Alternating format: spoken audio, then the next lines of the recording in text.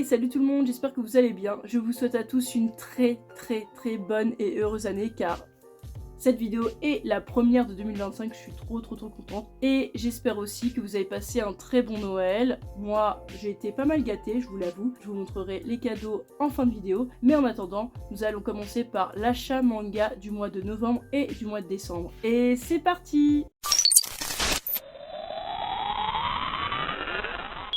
On va commencer par le tome 5 de Limite. J'aime toujours autant ce manga. Là, on commence à découvrir un petit peu plus le coupable, les raisons de pourquoi il y a certaines mortes. On sent aussi que le manga touche à sa fin car il y a 6 tomes malheureusement. Mais je trouve que c'est pas plus mal parce que on risque de tourner en rond. Donc je pense que c'est vraiment bien joué de la part de l'auteur d'avoir fait que 6 tomes pour ce genre d'histoire. En tout cas, moi j'ai beaucoup aimé et bien évidemment j'ai hâte de lire la suite. Naniac, la promesse de l'orchidée, je vous avoue, j'ai pas trop accroché. Enfin, je trouve que c'est pas mal, mais j'ai pas trop accroché et je vous avoue, je ne sais plus pourquoi. Je crois que c'est parce que comme ça parle de démons, etc.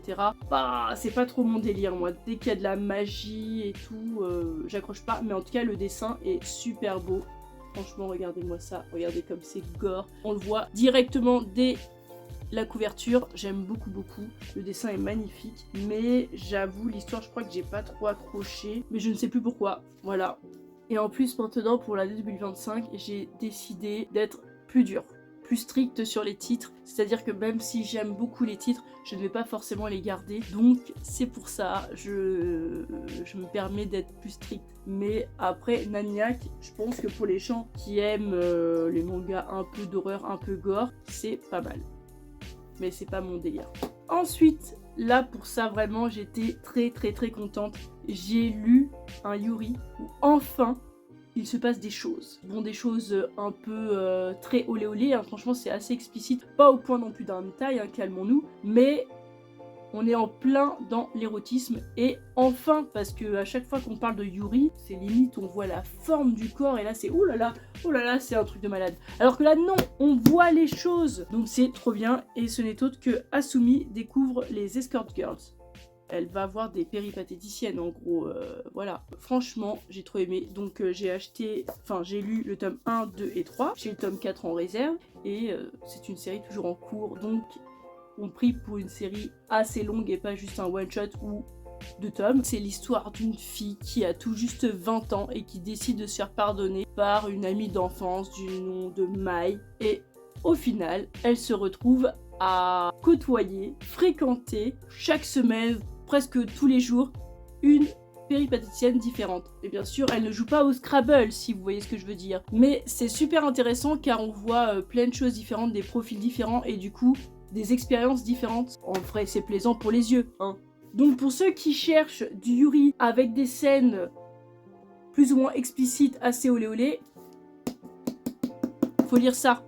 Faut lire ça. Ensuite, bien sûr, j'ai pris le tome 104 de mon bébé, Détective Conan, hein.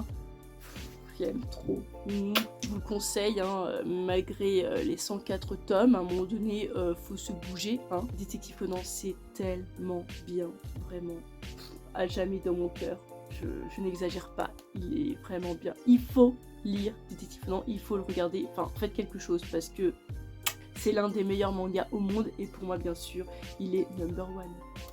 Ensuite, j'ai eu un petit coup de cœur et je ne pensais pas, j'ai pris le tome 1 de Crime Game, qui est vraiment pas mal. Je pense qu'il est très prometteur, moi j'ai adoré. Surtout que c'est un survival game, ça me manquait un petit peu, je vous avoue, mais en même temps, souvent c'est assez redondant, c'est un peu la même chose à chaque fois. Et là, je trouve que ça sort des sentiers battus, c'est assez original. Donc c'est l'histoire de Omura qui un jour se réveille en plein milieu du quartier de Shibuya qui est complètement dévasté. Franchement, l'apocalypse le truc. Et il va être contacté par quelqu'un qui se fait appeler Inconnu et qui va pousser des gens à participer à un jeu de survival game, donc un jeu de survie. Donc bien sûr, ils sont tous obligés de jouer et en fait, dans ce jeu, tout est permis. Les meurtres, les viols, les agressions sexuelles, les agressions, les violences, les vols, les cambriolages, les arnaques, etc.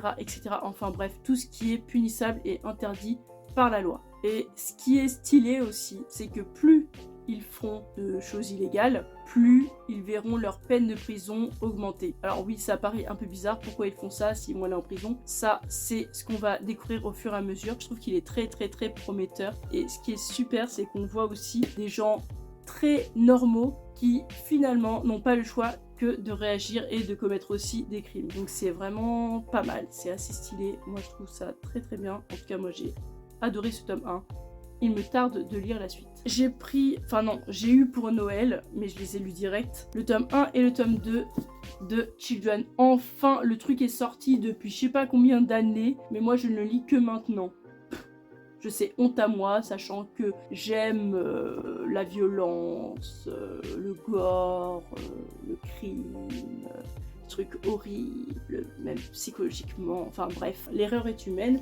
Après, c'est pas le manga non plus du siècle, mais franchement, c'est pas mal. C'est tout simplement l'histoire de Toru, qui est un jeune garçon qui quitte Tokyo pour aller vivre au fin fond des montagnes, enfin pour aller travailler pendant 6 mois dans les montagnes, donc vous voyez un peu le genre déjà, montagne, coin isolé, pas de voisins autour. Déjà c'est louche, enfin perso, faut être un peu suicidaire pour faire ce genre de choses, mais bon. Chacun ses goûts, son travail va être tout simplement de garder des enfants dans une école. Il va voir au fur et à mesure que ces enfants ne sont pas des enfants très très normaux, c'est plus des enfants tueurs, cannibales, qui ont une rage contre les adultes. C'est vraiment pas mal. Je vais le dire, c'est mignon. Non, ce n'est pas mignon. C'est vrai que c'est très gore. Il y en a qui disent, oh ouais, faut vraiment s'accrocher. Si on n'est pas habitué, oui, mais bon, pour les gens comme moi qui lisent du gore, ça va, c'est bisounours. Mais c'est vrai que quand on lit, par moments, ça fait mal au cœur. Ces enfants, bah, on comprend pourquoi, au fur et à mesure, ils sont comme ça. C'est un peu triste. Mais sinon, la fin est pas mal, j'ai bien aimé. Après, à des moments, je trouve que ça part un peu en live. Ne vous attendez pas à d'énormes explications, hein. Nous sommes en 2 tomes et le but est de choquer. Donc ce sera pas des trucs psychologiques hyper longs où vous aurez toute l'explication de la vie de chaque enfant. Non.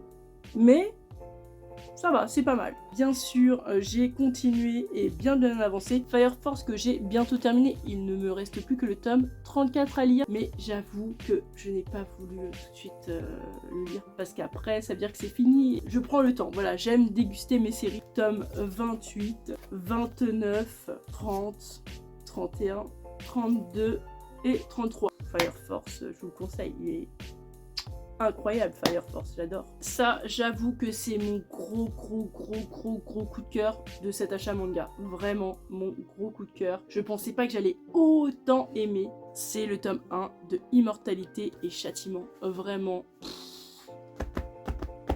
Faut absolument que je lise le tome 2. Ce tome 1, incroyable. Alors moi, je suis pas du tout zombie, mais pourtant, j'ai trop aimé. Trop prometteur, vraiment. J'espère que on est sur la bonne voie et je le conseille pour ceux qui aiment les zombies, mais aussi pour ceux qui n'aiment pas, parce que franchement la psychologie elle est là, l'horreur est là aussi, il y a vraiment tout, c'est génial, c'est gore, c'est angoissant, c'est prenant, et le dessin en plus est assez particulier, je sais pas comment expliquer, c'est trop bien. En gros, pour que vous puissiez comprendre pourquoi j'aime énormément, c'est l'histoire de Minato qui un jour décide d'inviter une fille à l'hôtel pour bien sûr faire une petite partie de Scrabble, hein, mais à ce moment-là, il a un petit problème de garçon ici quoi, et donc il décide de prendre une douche. Sauf qu'après, une fois qu'il est sorti de la douche, la fille est partie. Et en plus de ça, a volé son argent. Donc forcément, Minato avait le seum. Mais au final, cet acte est peut-être quelque chose qui va lui sauver la vie, car en attendant, dans tout Tokyo, c'est l'apocalypse. Il y a des zombies partout, des gens qui se font manger, des gens qui se font tuer, enfin bref, c'est n'importe quoi, c'est un gros bordel. Minato va rester cloîtré dans sa chambre d'hôtel pour survivre, mais en même temps, ses idées noires vont le rattraper car c'est un garçon en plus assez tourmenté, dépressif, donc c'est hyper intéressant aussi de découvrir que ce genre d'événement, ce genre d'épidémie va peut-être finalement lui permettre de vivre et de vouloir vivre. Ce qui est trop bien aussi, c'est que forcément, comme il est dans un hôtel, eh bien, il y a d'autres personnes aussi dans l'hôtel. Donc c'est assez stylé car on peut voir des gens peut-être qui vont se faire massacrer, qui vont devenir eux aussi zombies, ou des gens qui sont un peu comme lui, coincés entre 4 murs, qui vont devoir trouver un moyen de survivre malgré ça. Même si vous n'aimez pas les zombies, faites un effort parce que celui-là, il en vaut la peine, il est exceptionnel. En tout cas, pour le tome 1. Ensuite, bien sûr, j'ai lu le tome 10 de Witch Watch et j'aime trop ce manga. Il va y avoir un animé, je crois en 2025, enfin cette année, donc c'est juste génial. Je le savais parce que ce genre de manga, quand on voit le dessin et quand on voit la façon dont c'est raconté, on sait qu'il va y avoir un animé. Si vous aimez la magie, les choses drôles, bienveillantes, lisez ça. Moi qui n'aime pas la magie, je peux vous dire que ça, il fait partie de mes coups de cœur. J'aime trop, c'est incroyable. Après, j'ai pris le tome 1, Le fantôme de l'opéra. Alors oui, il y a des trucs où ça reprend, je trouve, la véritable histoire, mais c'est pas incroyable quoi. Enfin moi, personnellement, je me suis ennuyée. J'aurais pu le mettre dans un achat manga raté, mais par respect, je l'ai placé ici. Je pense que c'est pas mal pour les gens qui aiment la romance. Ensuite, j'ai pris le tome 7 de Mariage Toxine. J'aime toujours autant, bien évidemment. C'est aussi un petit coup de cœur depuis que je l'ai commencé. J'aime beaucoup. Il y a du combat, il y a de la violence. On aime le dessin, on aime les détails, c'est super bien, l'histoire elle est cool, moi j'aime tout là-dedans. Et puis ça ne m'étonnerait même pas qu'un jour il y ait un animé, parce que on est dans le thème, je veux dire, c'est le genre à sortir un animé, non? Et puis aussi ce que j'aime bien, il a une petite particularité aussi, un petit détail, mais un détail qui compte malgré tout, il y a une relation homosexuelle qui n'est pas forcément mise en lumière et qui passe très normalement. Et ça on adore, parce qu'en général, quand on veut faire passer un couple homosexuel dans un manga, soit c'est un yuri, soit c'est un yaoi, soit c'est un manga tranche de vie, pour que ça passe vraiment normalement. Alors que là, pas du tout. Là c'est un shonen, et il place ça comme ça, et toi t'es là. Quoi? C'est vraiment normalisé, l'orientation sexuelle, on n'en trouve pas souvent, et bah là pourtant, c'est un shonen violent, le manga est super bon, et je vous le conseille. Ensuite, ça, c'était vraiment trop plaisant. À chaque fois que je vois les tomes de ce manga sortir, je suis la plus heureuse. C'est le tome 5 de Kindergarten Wars. J'adore. Franchement, c'est toujours des barres de rire de lire ce manga. J'adore. Tous les tomes sont très bons. Je plus sois. C'est vraiment trop drôle. Hâte d'avoir le tome 6, bien sûr. Ensuite, nous avons terminé avec les achats manga. Donc maintenant, je vais vous montrer mes cadeaux de Noël. Alors, comme je vous l'avais dit précédemment, j'ai eu le tome 1 et 2 de Children. Mais j'ai eu aussi le tome 21 de Les vacances de Jésus et Bouddha, que je n'ai pas encore lu, mais trop contente. J'ai encore la série à jour, donc je suis très heureuse. Ça fait un petit moment que je me suis mise au roman, surtout sur la mythologie grecque. J'ai reçu bien évidemment des romans sur la mythologie grecque. Alors j'ai eu Circé, Retiens la leçon avec Hercule, Mégara et Hadès dans un truc un peu plus dark, un peu plus sombre et un peu plus olé, donc j'ai hâte. J'ai eu de l'autre côté du mythe Médusa, voilà, hâte aussi. Psyché et Eros, regardez-moi ce livre, magnifique n'est-ce pas? Magnifique, majestueux, incroyable, j'adore ça. Ensuite, j'ai eu, il est magnifique celui-là je trouve, le Palais d'Eros, vraiment trop beau aussi. J'adore, regardez-moi ça. Oh là là, oui j'ai commencé à lire bien sûr. Voilà. Donc ça c'était niveau livre. J'ai eu mon parfum, Guerlain, merci maman. J'ai eu des écarteurs avec une dent et un œil, oui c'est un peu glauque vu comme ça, mais franchement c'est vraiment pas mal, merci chérie. J'ai aussi eu un t-shirt de ma chère et tendre sœur, voici ma déesse suprême, magnifique. Elle m'a offert aussi l'agenda Pokémon, qui est super bien. Moi je le voulais, j'avais repéré à la Fnac, franchement il est hyper complet. Déjà il y a toutes les fêtes, ensuite vous pouvez organiser vos voyages. Non mais franchement c'est trop bien organisé. Ensuite tu as ton emploi du temps, tu peux mettre tes objectifs, faire une to-do list pour chaque mois. Franchement c'est trop bien, moi j'adore. Donc j'ai commencé bien sûr à écrire, à mettre mes petits trucs bien sûr. J'ai décidé pour 2025 d'être une adulte mature et responsable et organisée bien sûr. Donc il me fallait cet agenda. Alors ça vraiment j'étais trop contente et hyper surprise car c'est super dur à les avoir. J'ai eu les Skull Panda de Nana.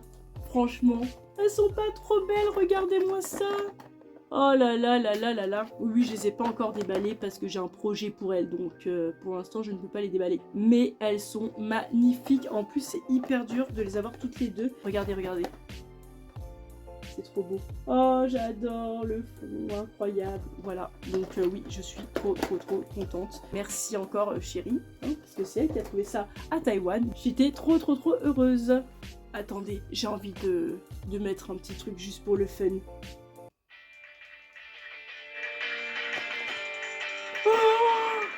C'est génial.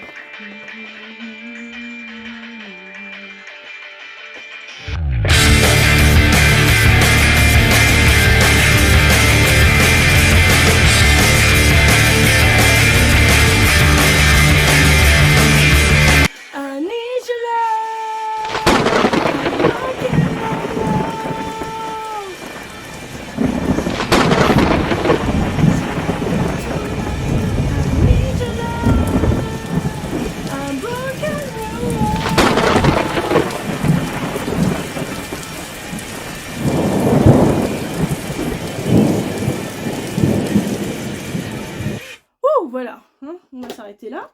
C'est votre problème si vous êtes dehors en regardant cette vidéo parce que certainement il va pleuvoir, mais ça c'est pas de ma faute, c'est pas mon problème. Vous, tant pis pour vous. Vous avez qu'à prévoir de regarder cette vidéo à l'intérieur. Sur ce, nous arrivons à la fin de la vidéo. J'espère qu'elle vous aura plu. En tout cas, n'hésitez pas à lâcher un petit pouce bleu si vous avez aimé et à vous abonner pour de prochaines vidéos. Salut!